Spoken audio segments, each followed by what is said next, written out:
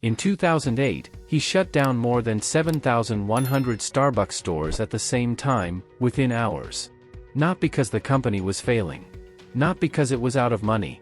Starbucks had already grown to over 16,000 stores worldwide, generating billions of dollars in annual revenue. Yet Schultz said something that shook the empire. "We are losing the soul of our company." And in that moment, the world realized, this was never just a business story. What made the decision even more shocking was this: Howard Schultz wasn't destroying Starbucks. He was trying to save it from success itself. At its peak, Starbucks was opening an average of 6 new stores every single day. Revenue was soaring. The brand was everywhere. On paper, it was a perfect success story. But behind the numbers, something was breaking. Coffee machines replaced the sound of hand-ground beans. Speed replaced ritual. Efficiency replaced connection. Customers were still buying coffee, but they were no longer feeling anything. Schultz walked into a Starbucks one morning and didn't recognize it. Not the smell. Not the energy. Not the people behind the counter. He later admitted something few CEOs ever do. "The very growth I fought for was destroying the experience I believed in." So he did the unthinkable. He chose to pause a billion-dollar machine, risk investor trust, and sacrifice short-term profit, to retrain baristas, rebuild culture, and reclaim a soul most corporations never admit they have. Wall Street called it reckless. Analysts called it emotional. But for Schultz, it was personal. Because this wasn't just about coffee. It was about a promise he made decades earlier, as a poor kid watching his father lose everything after one workplace injury. And now, he was facing the same question again. What is success worth, if it turns you into the very thing you once feared? Long before boardrooms, headlines, and global influence, Howard Schultz was a child growing up in the housing projects of Brooklyn, New York, a place defined not by opportunity, but by limitation. This was not the romanticized version of struggle often told in success stories. It was cramped apartments, constant noise, broken infrastructure, and an unspoken understanding that life could turn against you at any moment. People didn't talk about dreams there. They talked about getting through the week. Schultz's family lived paycheck to paycheck, and his father worked a series of physically demanding jobs: delivery driver, factory worker, anything that paid. There was no career path, no benefits, no security. Just labor and hope that nothing went wrong. One winter, something did. His father slipped on an icy loading dock and shattered his ankle. There was no health insurance. No workers' compensation. No protection of any kind. Overnight, the family lost its income. Schultz watched his father, once strong and proud, become trapped at home, angry, humiliated, and powerless. Bills piled up. The mood in the house darkened. What struck young Howard most was not just the financial loss, but the way the system discarded his father the moment he could no longer produce. That image carved itself into his memory. It wasn't just poverty he witnessed, it was disposability. The realization that hard work meant nothing without protection. That loyalty went unrewarded. That dignity could vanish with a single accident. That moment became the emotional foundation of Schultz's entire life. From then on, success stopped being about wealth and became about safety. About control. About never being powerless again. School became his escape, not because he loved it, but because it offered structure. Sports taught him discipline and endurance. But fear was the real engine driving him forward, the fear of ending up like his father, dependent on forces he couldn't influence. He learned early that no one was coming to save him. If he wanted a different life, he would have to build it himself. Through relentless effort, Schultz earned a scholarship to college, becoming the first person in his family to ever do so. Leaving Brooklyn felt like escape, but it also came with a new kind of pressure. On campus, surrounded by students from stable, middle-class backgrounds, Schultz felt exposed. They moved through the world with an ease he didn't recognize. They assumed things would work out. He never did. Poverty leaves behind a psychological residue, and Schultz carried it with him. He worked harder than everyone else, not out of ambition, but out of vigilance. He listened more than he spoke. He observed. He learned how systems functioned, and more importantly, who they failed. After graduation, Schultz entered the workforce with no safety net and no illusions. He gravitated toward sales, a field that mirrored the world he came from, competitive, unforgiving, and indifferent to excuses.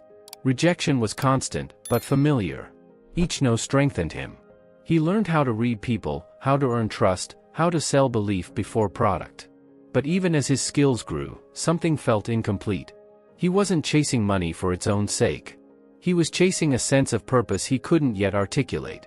What lingered beneath everything was the memory of his father sitting helpless at home, and the promise Schultz made silently as a child, that if he ever had power, he would use it differently. He didn't yet know how that promise would take shape. He only knew it would matter.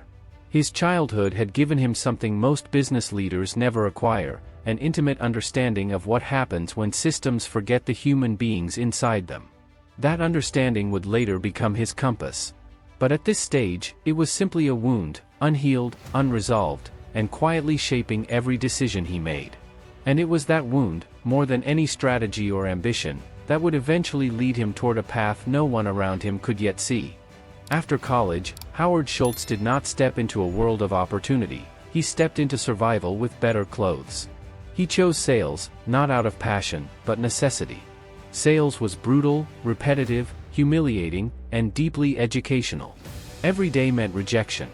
Doors closed. Phones hung up. People dismissed him before he finished a sentence.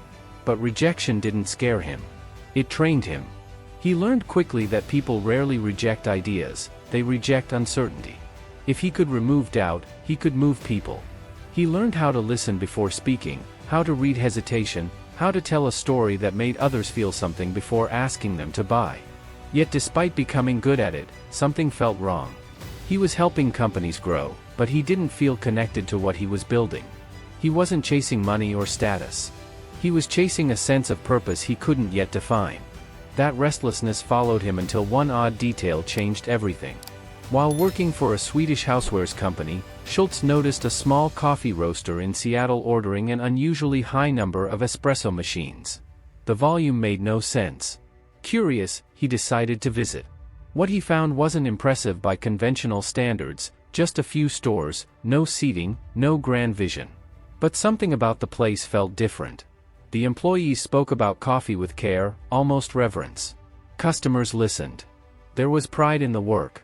That company was Starbucks, and Schultz felt an immediate pull, as if he had stumbled onto something honest.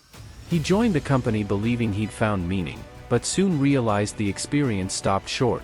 The coffee was excellent, but it ended at the counter. There was no space to stay, no invitation to connect. He sensed untapped potential, but couldn't articulate it, until a trip to Italy rewired his thinking completely. In Milan, Schultz walked into neighborhood coffee bars and felt something he had never felt in American retail. These places were alive. Baristas knew customers by name. Conversations overlapped. People stood shoulder to shoulder, not rushed, not isolated. Coffee wasn't a product being consumed, it was a ritual being shared. The cafe was not home, not work, but something in between. A third place. And in that moment, Schultz understood that what Starbucks lacked was not better beans or faster service, it lacked soul. He returned to Seattle electrified, pitching the idea relentlessly. He talked about community, connection, and experience. He talked about slowing people down in a world obsessed with speed. And he was rejected. Rejected by the founders who feared losing focus. Rejected by investors who didn't believe Americans would pay premium prices to sit and talk. Rejected by banks that saw no scalable logic. Over 200 times, he heard the same answer, no. Advisors warned him not to confuse emotion with strategy. Critics called it naive. But for Schultz, this wasn't an abstract idea. It was personal. He had grown up without a safety net, without dignity, watching his father discarded by a system that valued output over humanity. The Italian cafe wasn't a luxury to him, it was proof that commerce could feel human. And the people who dismissed the idea had never lived without what it provided. Eventually, Schultz made the most frightening decision of his life. He went all in. He raised money piece by piece, borrowed when he shouldn't have, and bought Starbucks outright. There was no backup plan. Failure meant returning to the fear that had followed him since childhood. But success meant proving something radical, that a company could grow without treating people as expendable. From the very beginning, he defied business norms. He called employees partners, not workers. He offered healthcare to part-time staff, not because it was profitable, but because it was right. He believed loyalty was built through respect, not pressure. Growth came fast, almost too fast. Stores multiplied. The brand spread. Starbucks became a symbol of modern urban life. To the outside world, Schultz looked like another entrepreneur chasing scale. But internally, he was chasing something else entirely, a promise. A promise that no one working under his roof would feel disposable. That no child would watch a parent lose everything because a company refused to care. Yet even as Starbucks expanded, a quiet tension formed beneath the success. Schultz could feel it, though he couldn't yet name it. The faster they grew, the harder it became to protect the culture. Efficiency began to compete with experience. Speed challenged ritual. And somewhere in the back of his mind, a question waited patiently. What happens when the very growth that validates your vision begins to erode it? He didn't know the answer yet. He only knew that this path, lonelier, riskier, and harder, was the only one he could live with. And that one day, he would be forced to choose between becoming just another powerful company, or honoring the promise that started it all. Success did not arrive quietly for Howard Schultz. It came fast, visible, and undeniable. What began as a fragile idea rooted in emotion and memory quickly transformed into a cultural phenomenon. Store by store, city by city, Starbucks expanded beyond Seattle and into the American consciousness. This wasn't just growth, it was momentum. Coffee cups became symbols. Green logos appeared on corners that once housed nothing remarkable. And suddenly, Schultz wasn't just building a company. He was shaping a lifestyle. By the mid-1990s, Starbucks was opening stores at a pace few companies had ever attempted. Expansion became aggressive. New locations appeared daily. Urban centers embraced it first, then suburbs, then airports, highways, and campuses. The numbers told a story Wall Street loved. Revenue climbed year after year. Investors praised the brand's consistency. Analysts called it a masterclass in scaling. Starbucks wasn't just selling coffee anymore, it was selling familiarity in an increasingly fragmented world. Wherever people traveled, the same cup waited for them. Predictable. Comfortable. Reliable. But what truly separated Starbucks from other fast-growing chains was its internal culture. Schultz refused to call employees workers. They were partners. That word wasn't symbolic, it carried weight.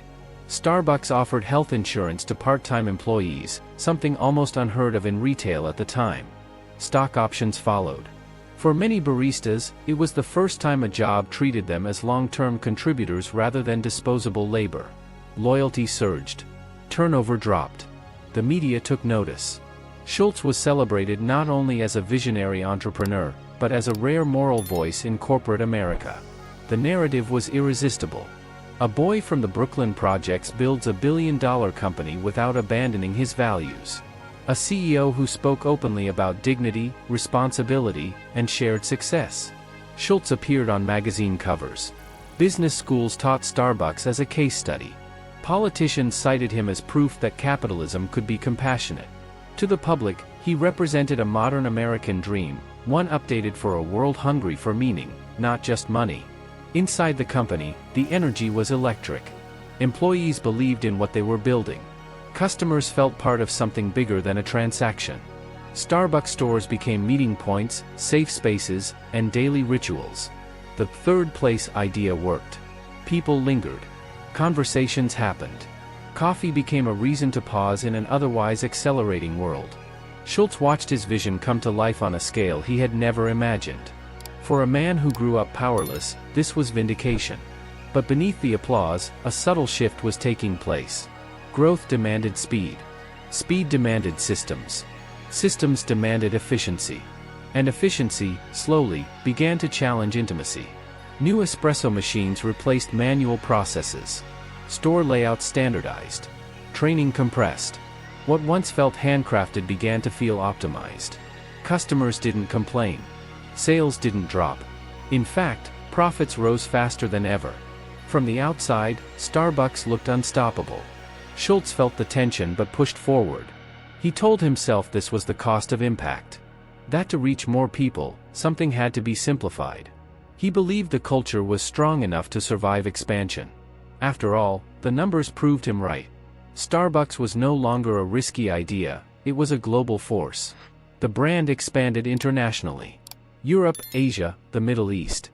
Each new market reinforced the belief that Starbucks had cracked a universal code. At its height, the company was opening an average of several stores every single day. Internal meetings focused on logistics, supply chains, and operational metrics. Investors demanded more growth. Analysts expected continuous upward curves. The market rewarded speed, not reflection. And Schultz, the man who once fought for soul over scale, now found himself managing a machine that never slept. The irony wasn't lost on him, but it was easy to ignore while everything seemed to be working. Public praise became constant. Awards piled up. Schultz was invited to speak not just about business, but about leadership, ethics, and the future of work. His story inspired millions. Yet with every success came distance. Distance from the store floor. Distance from baristas. Distance from the small details that once mattered deeply to him. Leadership became abstract. Culture became something measured in surveys instead of felt in conversations. This was the golden era, the peak. Starbucks had become a global symbol of modern life. Schultz had become a symbol of enlightened capitalism. From the outside, there was no reason to slow down. No reason to question the formula. But inside, something subtle was eroding. Not profits. Not growth. Something quieter. Something harder to measure. The promise that started it all. Schultz had built exactly what he set out to build, a company that proved business could be different. But success had introduced a new danger, complacency disguised as confidence. The systems that protected the brand now threatened its humanity. The very scale that validated his vision was beginning to stretch it thin. And while the world celebrated the triumph, Schultz felt a growing unease he couldn't silence. Because he knew this truth better than anyone, when a company grows faster than its values, something eventually breaks. He had seen it happen before, to his father, to families, to people crushed by systems that stopped seeing them as human. Now, standing at the top of everything he once dreamed of, Schultz faced a question he had spent his life avoiding. Was he still building the company he promised himself he would build? Or had success quietly turned him into the very thing he feared becoming? The answer wouldn't come immediately. But the fall, when it arrived, would force him to confront it head-on. The collapse did not begin with headlines or financial disaster. It began quietly, invisibly, inside the very system Howard Schultz had built to protect people. Starbucks was still growing, still profitable, still admired. But something fundamental had shifted. Decisions were no longer shaped by belief, but by momentum. Meetings were no longer about experience, but efficiency. The company had become extraordinarily good at expanding, and dangerously indifferent to what expansion was costing. Schultz felt it first as discomfort, then as doubt, and finally as a kind of guilt he couldn't explain. He would walk into stores and sense something missing. The smiles felt trained. The rhythm felt rushed. The ritual he once fought for was being replaced by throughput. Coffee was being optimized, not honored. The machine demanded speed. Investors expected growth curves to remain vertical. Analysts rewarded scale, not restraint. Every quarter became a test of endurance. And slowly, leadership moved away from the floor and into abstraction. Schultz found himself speaking more to spreadsheets than to people. Metrics replaced intuition. Dashboards replaced conversations. He was still the face of the company, still praised for values-driven leadership, but internally he felt a growing distance between who he was and what Starbucks had become. The irony was brutal. He had built Starbucks to humanize work, yet now he was overseeing a system that risked dehumanizing it through sheer scale. Then came the decision that deepened the fracture. Schultz stepped away from the CEO role. On paper, it was a transition, strategic, orderly, necessary. In reality, it was avoidance. He believed the company was strong enough to run without him, that the culture he embedded would sustain itself. But culture doesn't run on memory. It runs on presence. Without him at the center, the forces of efficiency accelerated unchecked. Store counts surged. Automation increased. Training shortened. The soul he once guarded personally was now delegated to systems designed for speed. When Schultz returned to Starbucks stores as a visitor, not a leader, the truth hit him harder than any earnings report ever could. He stood in line and listened. Baristas sounded exhausted. Customers sounded impatient. The smell of coffee no longer carried warmth, it carried familiarity without meaning. The third place felt transactional. No one lingered. No one connected. It worked. And that was the problem. It worked too well. Schultz realized that Starbucks hadn't failed. It had succeeded at the wrong thing. This was not a business crisis. It was a moral one. He began to see himself reflected in the system. A man who once feared becoming invisible now presided over a company that risked making others feel the same way. The memory of his father returned with force. A hardworking man discarded the moment he became inconvenient. Schultz had sworn never to replicate that dynamic. Yet here he was, leading a global empire that rewarded output more than humanity. The realization was devastating. Success hadn't corrupted Starbucks overnight. It had eroded it slowly, disguised as progress. Internally, Schultz unraveled. He questioned every decision that had led them here. Every compromise justified by scale. Every shortcut taken in the name of growth. He wondered if he had mistaken reach for impact, consistency for connection. Worse, he wondered if the very idea he championed, a company with a soul, was naive from the start. Maybe the critics were right. Maybe capitalism always consumes its ideals. Maybe this was inevitable. The pressure mounted. Publicly, Schultz remained composed. Privately, he carried the weight of betrayal, not from others, but from himself. He had promised a different kind of company. And now he was watching it drift away, piece by piece, under his watch. Sleep became difficult. The questions never stopped. Was he still the man who built Starbucks, or just the executive who scaled it beyond recognition?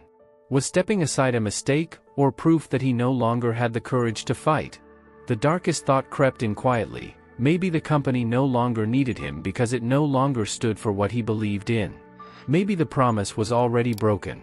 And if that was true, then everything he had built, every store, every accolade, every dollar, stood on unstable ground. Because when a company loses its soul, it doesn't collapse immediately. It keeps running. Until one day, someone finally dares to stop it.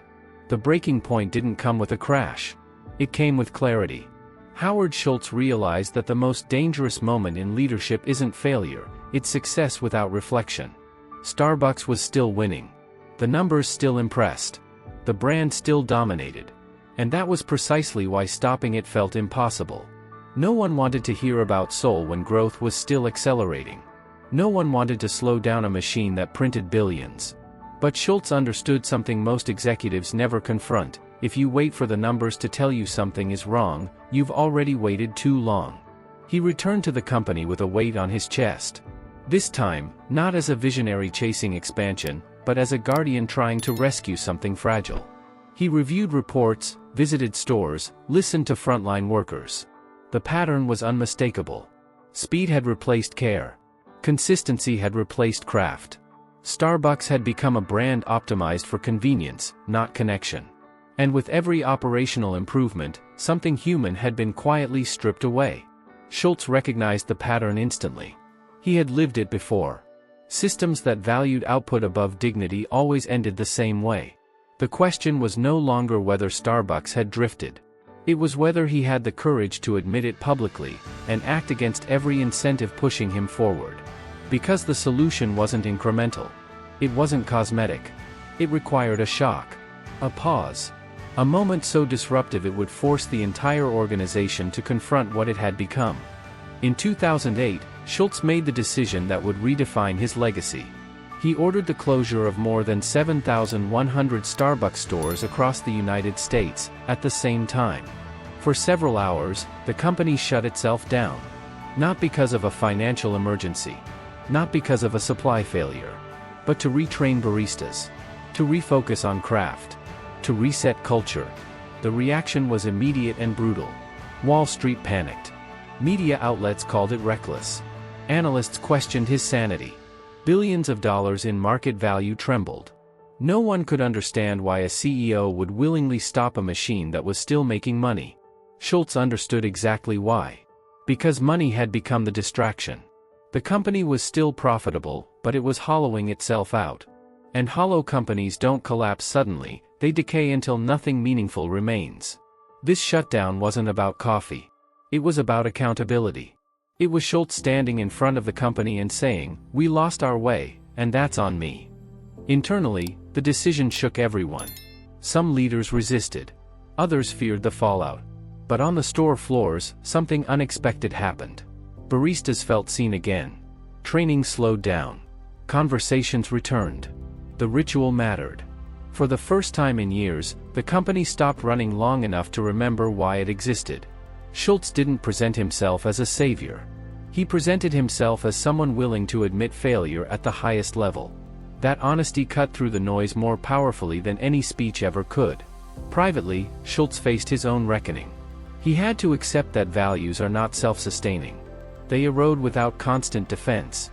He had to confront the uncomfortable truth that he had allowed growth to outrun culture, believing he could fix it later. This moment proved there is no later. There is only now, or never. Leadership, he realized, isn't about avoiding mistakes. It's about recognizing them early enough to stop the damage. The shutdown marked the end of an illusion. Starbucks would never again be allowed to grow without asking hard questions. Schultz recentered the company around training, experience, and human connection. Expansion slowed. Some stores closed permanently. Others were redesigned. Profit dipped before it stabilized. Critics remained. But something essential returned. The company felt intentional again. Not perfect. Not immune to pressure. But awake. For Schultz, this wasn't redemption yet. It was responsibility. He stopped chasing admiration and started embracing discomfort. He no longer measured success by store count or stock price alone, but by whether the company still honored the promise he made decades earlier, as a child watching his father lose dignity because no system cared. This time, he refused to look away. The collapse had been internal long before it was visible. And the recovery required something far rarer than strategy. It required humility. The willingness to admit that success can be as dangerous as failure. That power without reflection corrodes. And that sometimes, the bravest move a leader can make is to stop everything, risking reputation, wealth, and control, to protect what can't be measured. This moment did not make Starbucks invincible. But it made something else possible. A second chance. And with it, the beginning of a different kind of leadership, one no longer driven by fear of falling back into poverty, but by the courage to preserve meaning at the highest cost. When Howard Schultz stepped back into leadership, it wasn't with triumph, it was with restraint.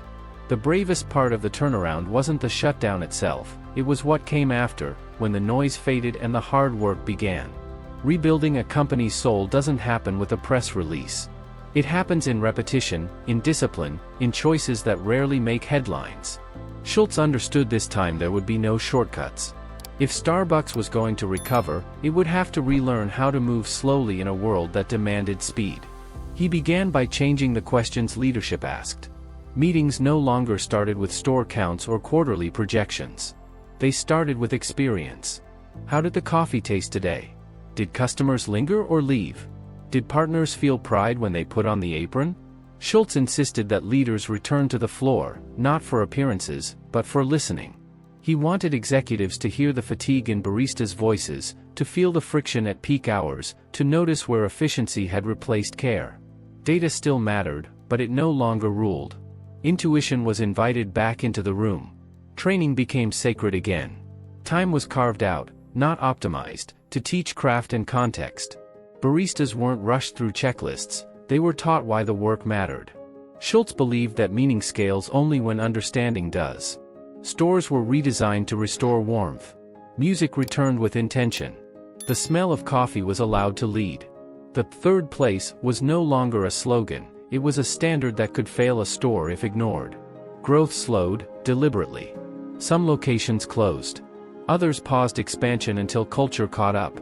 Investors questioned the pace. Schultz accepted the criticism. He had learned that alignment costs more than acceleration, but it lasts longer. Internally, the tone changed. Fear loosened its grip. Partners felt permission to speak honestly again. Schultz modeled vulnerability in a way few CEOs dare.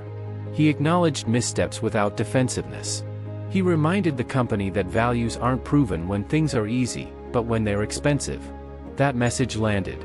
Trust rebuilt not because Starbucks promised perfection, but because it practiced accountability. The organization learned a new rhythm, one that allowed reflection alongside performance. Schultz himself changed. The restless urgency that once drove him softened into patience. He stopped trying to outrun his past and began integrating it. The fear of poverty no longer dictated every decision. In its place grew a steadier resolve: protect what matters, even if it costs. He became less enamored with applause and more committed to stewardship. Leadership, he realized, wasn't about being right early, it was about being responsible late, when the consequences finally surface. The recovery wasn't instant. Profits dipped before stabilizing. Critics remained skeptical. But something fundamental shifted. Starbucks felt awake again. Stores regained personality. Partners regained pride. Customers noticed, not because prices dropped or menus changed dramatically, but because the experience felt human again. People lingered. Conversations returned. The pause had worked, not because it was dramatic, but because it was sincere. This rebirth didn't erase the past, it reframed it. Schultz accepted that the earlier version of success was incomplete. Necessary, perhaps, but insufficient. He learned that scale magnifies intent, good or bad, and that leaders must constantly re-anchor their organizations to first principles. The turnaround became less about saving Starbucks and more about redefining how success should feel. Winning without meaning was no longer acceptable. Growth without guardianship was no longer tolerated. As the company steadied, Schultz prepared to step back again, this time with clarity. Not as an escape, but as a transition grounded in systems that could carry values forward. He focused on developing leaders who understood not just how to execute, but why restraint matters. Starbucks would continue to face pressure, competition, and temptation. That would never change. What changed was the internal compass. It pointed back to people. The turning point was not a single decision, it was a posture. A willingness to stop, to listen, to choose long-term integrity over short-term applause. Rebirth, Schultz learned, isn't about returning to what was, it's about becoming more honest about what must be protected. And in that honesty, Starbucks found its footing again. This wasn't the end of struggle. It was the end of denial. And from that place, a different kind of legacy began to take shape, one built not on uninterrupted ascent, but on the courage to correct course when the climb threatens to hollow you out. After the turbulence settled, Howard Schultz began to step back, not to disappear, but to reposition himself where influence mattered more than control. The chapter of constant intervention was over. What followed was quieter, but no less deliberate. Schultz understood that true legacy is tested not by what a founder builds, but by what survives when they loosen their grip. Starbucks no longer needed a rescuer, it needed guardians. His role shifted from operator to steward, from decision-maker to signal setter. Publicly, Schultz became more reflective. He spoke less about domination and more about responsibility. Less about growth curves and more about human cost. He acknowledged openly that success had almost derailed the very values it promised to amplify. This honesty reframed his story. No longer just the entrepreneur who scaled a coffee company into a global brand, he became a case study in restraint, proof that leadership can mature instead of harden. He emphasized that values are not a phase in a company's life cycle, they are a practice that requires constant defense. Within Starbucks, the systems he helped rebuild were designed to outlast personality. Training programs embedded context, not just process. Leadership development prioritized judgment over speed. Cultural metrics were treated with the same seriousness as financial ones. Schultz insisted that future leaders be fluent in the company's origin story, not as mythology, but as responsibility. The past was no longer a marketing asset, it was a warning label. Grow, but don't drift. Win, but don't forget who pays the price when you do. Outside the company, Schultz's influence expanded in a different direction. He engaged in conversations about healthcare, education, and work with the same urgency that once fueled expansion. The boy from Brooklyn who watched his father lose dignity never stopped chasing protection for others. That wound never healed, it evolved into purpose. Schultz spoke about capitalism not as an ideology, but as a tool that must be shaped by conscience. He challenged the assumption that shareholder value is the sole measure of success, arguing instead for stakeholder responsibility grounded in lived experience. Critics remained, and Schultz accepted that too. He didn't seek unanimity anymore. He understood that leadership built on values invites disagreement. The point was not to be liked, it was to be clear. Starbucks would still make mistakes. Markets would still shift. Pressure would never disappear. But the company now had a language to confront those moments without denial.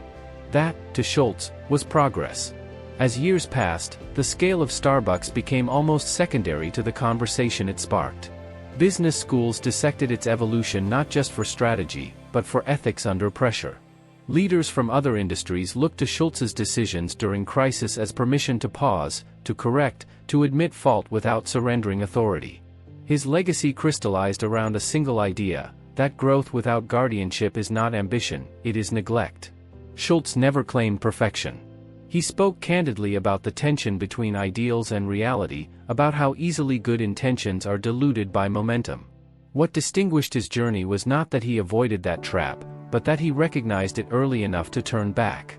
Life after the peak taught him that leadership isn't proven in ascent, but in what you refuse to sacrifice once you've arrived.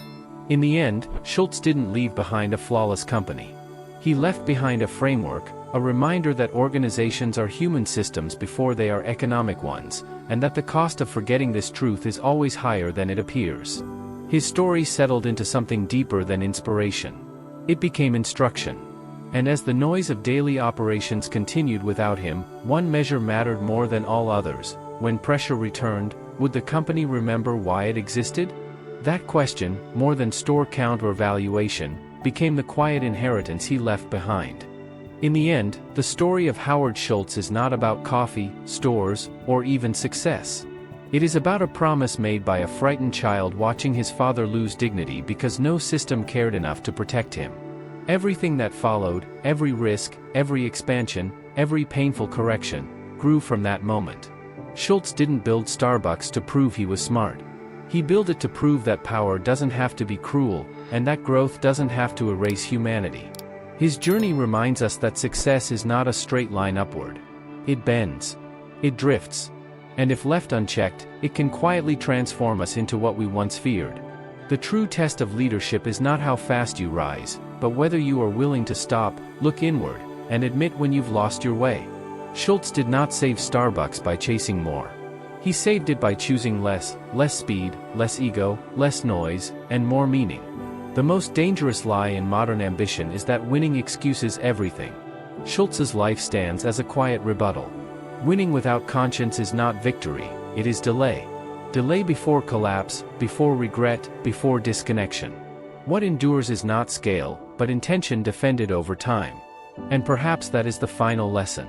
You don't build a meaningful legacy by never failing. You build it by refusing to abandon what matters most when failure, or success, tries to pull you away from it. The question Schultz leaves behind is simple and unavoidable. When your moment of power comes, what will you protect?